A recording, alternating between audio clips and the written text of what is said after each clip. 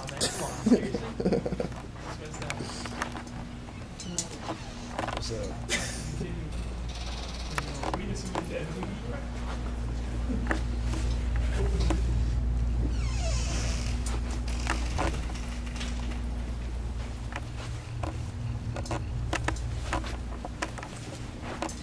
I love you all. Obama.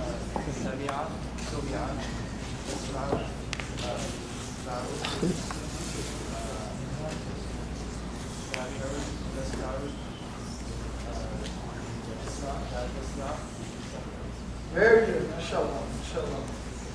Very good. Here's a lesson in this. Here's a lesson in this.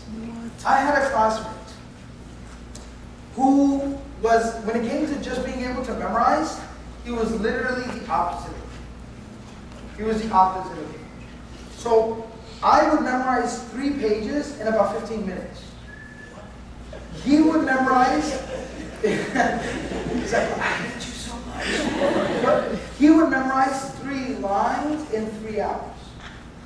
It was painful for him to memorize. Younger than me. It's just a natural thing. It was painful for him to memorize. I finished my memorization of the Quran in less than a year. He took 3.5 years to finish the memorization of the Quran. Same schedule, same class, same everything. You know what the interesting thing though is? You have to put in a little bit of work. But the interesting thing is that sometimes it might require a little more work. But if you're willing to put the work in, Allah subhanahu wa ta'ala makes great things, amazing things possible. This friend of mine, he did take longer to memorize the Quran. But later on, you know, when we all finished our memorization, came back to our communities, and then of course we started leading Tarawih prayers and things like that.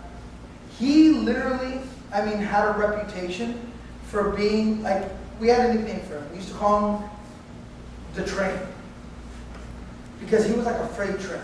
When he would read, meaning not that he would read fast, but he was unstoppable. Unflappable. Alright? He was like Tom Brady playing quarterback. It was amazing. Nothing would faze him. He would literally go the entire month of Ramadan leading Tarawih prayers from memory. And I'm talking about back in the early 90s. Back in the early 90s, there weren't hufad to be found. People used to still bring hufad from overseas just for the month of Ramadan because there were no hufad. So we couldn't even team up. I used to lead Tarawih prayers all by myself, all 30 days, cover to cover, all 20 rak'at, finishing the whole Quran solo by myself. He was in another masjid and he had to run the show solo. He would go in the entire month of Ramadan without making a single mistake in the Tarawih prayers. Oh, wow. It was amazing. It was amazing. And it literally got to the point where, obviously once we got older, and now there was a huge even surplus of hufad in the area, so we had to start giving an opportunity for the young hufad to kind of step up, start leading Tarawih prayers, and it's also an opportunity to mentor them, tell them what they did right, tell them what they did wrong, how they can improve, what they need to know, what they don't need to know, etc., etc. So when we started taking on hufad, none of the young hufad would want to go lead with him. Because when it was their turn to lead, then he's standing back there, and they were terrified to even read in front of him. Because he would just, nothing gets by him, bro. You make a mistake, boom, he'll get you. He'll get you. So, memorization, it's different. You heard 2 people, we barely finished the 6 families, and you heard 2 people just rattle it off. Somebody's sitting there saying, I ain't got Nasrah down yet, bro. This is terrible. No, it's just, you're going to have to put in a little more work. That's okay. That's okay. But what's to say that, putting in that little bit of extra work, maybe on the front end, won't help you a lot on the back end of it. That you'll know it a lot better. You'll know it's solid. You'll know it in such a way that you'll never forget. So memorization, strange thing. Memorization is really, really interesting. Some people memorize quicker. Some people take longer to memorize. But sometimes when people take longer to memorize, their retention is a lot better. Their retention is far superior. So it just all depends. So just Don't be disheartened. Just be ready to do the work that's necessary, inshallah. All right? What we're going to go ahead and do, all do with you. All right? But that's all going on in the masjid. So, first and foremost, I mean, we're having a conversation here in the United States about facilities because first and foremost, we misunderstood even the rules and the restrictions regarding the prayer space. So that's why we're even having to have this conversation about facilities. We need to understand that we've placed unnecessary, undue formalities and restrictions even on the place that we designate as a prayer place. The Prophet ﷺ, that was not his attitude, that was not his mindset. But even if somebody would like to, obviously there are some things, there's no evidence of somebody ever just straight up playing like basketball, right? Like having wrestling inside of the masjid or things like that. There's no evidence of anything like that. So yes, we would need space, we would need facilities to do that. But again, it's on us as communities to grow, to understand, and to cater to the needs of our people. And we got to talk about these needs. I'll tell you something else very interesting. The Prophet ﷺ told us this was a gift to him from Allah. He said, "Ju'ilat liyal ardu masjidan wa tahura." He said the entire earth has been made a masjid and a source of purification for me. You can pray anywhere. You can pray anywhere. You can pray outside. It don't matter.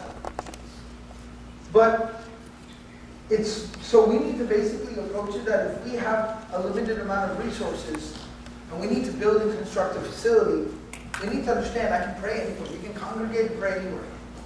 We can congregate and pray on a basketball court. It won't make for a great picture. It won't make for a great photo album.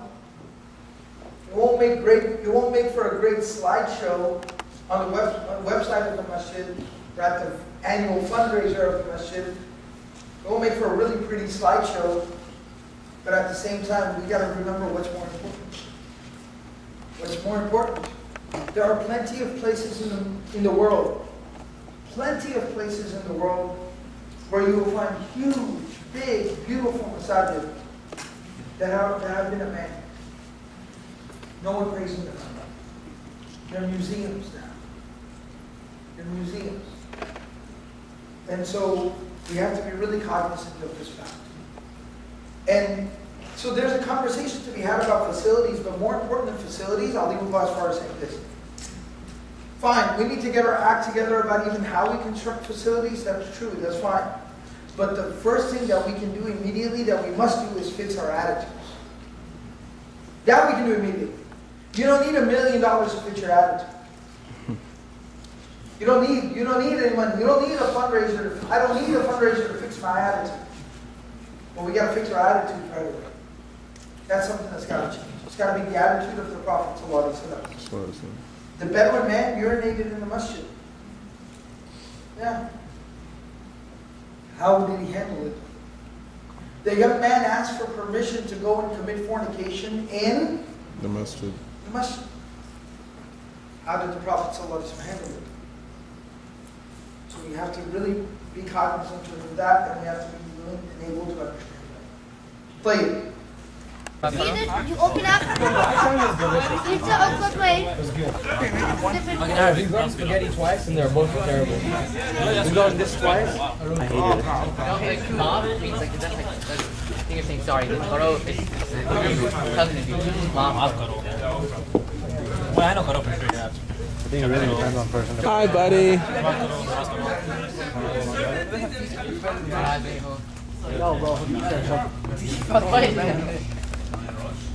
Someone super people better than this.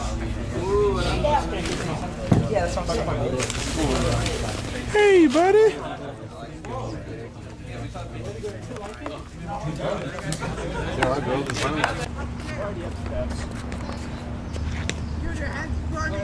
Oh, this is on camera. Oh, okay. America's greatest catches. That's part of my highlight reel. You should actually put that on there. That was actually a pretty good throw. I'm gonna retire after this. Except you're a wide receiver. Who's that to? Okay. Ismail. Oh, wow. Swag. swag on 100. Smile, no. Huh? No, just pass it, no. Oh, that The was way he, nice. like, the way he pushed it out with his body. It's like camera He, like, shot. used his Camera body shot. to throw it. Not to you, You're awesome. You're awesome. You're awesome. Oh, not no more. Yeah, that's what I thought. That's how he throws. That's all he does. Uh-oh, cameraman, cameraman. No. Oh, it was for the sisters. But see, I'm pretty sure your body temperature is at like 130. It's for all the girls. Yeah, man, this place is dangerous, bro. I'll never come out here barefoot again, ever. Yeah, told that's a you big it was mistake. stupid. You Yo, made I in made. Texas. I'm gonna make this video viral. I made a video of me like the Ismail in his normal habitat. He likes to play football. Changing accents on the fly. Yep. One day it's British, one day it's African, one day it's Scottish. Are you actually recording? Yes, the Ismail. Uh-oh, he's spotting us. Oh god. Wild as well. Also known as Jizzy Yeah. in some parts of the world. Yeah.